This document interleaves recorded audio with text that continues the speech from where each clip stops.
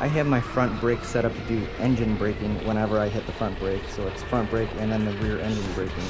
I have it set to slightly, so if you want to have that same thing too, go ahead and turn that on. We'll get into different settings later on.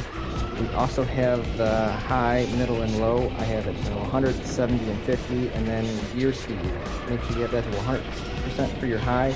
And then middle and low, you can have these to whatever you want. It's just if you're going to be passing your bike off to somebody else, that's what you want them using your bike at. It's up to whatever you decide.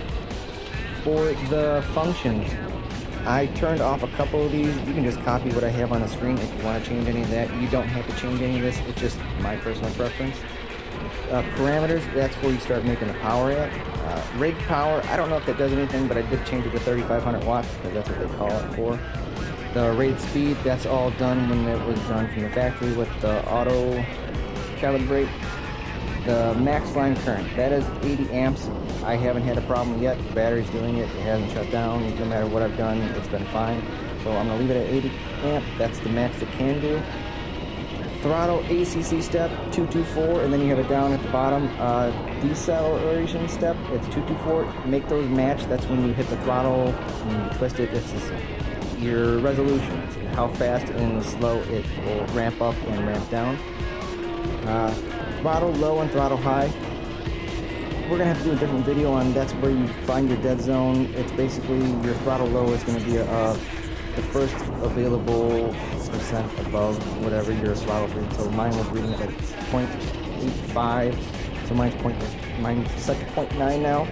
Throttle high, mine reads like 4.1. So I set to 4 volts. So that should be fine for the throttle.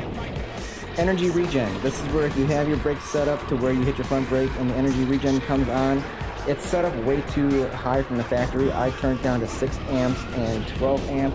6 amp is where it charges at, and you don't want to really go over that, so the max of 12 is just doubling it. You should be fine. And then the rated capacity, I think it was set to 20. It's a 27 amp hour battery. You can change that if you want to. I don't know if it actually affects anything. Everything below that is already set the way it is. You don't touch anything on the product page. You don't touch anything with the fixed pararas, whatever that says. The PIDs you don't touch. The protect you don't touch. The display you do not touch. The functions you do not touch. Ratios and speed. This you can copy what I have on here. It is rated to 6,500 RPM. At 6,500 RPM, I have it set to 70%.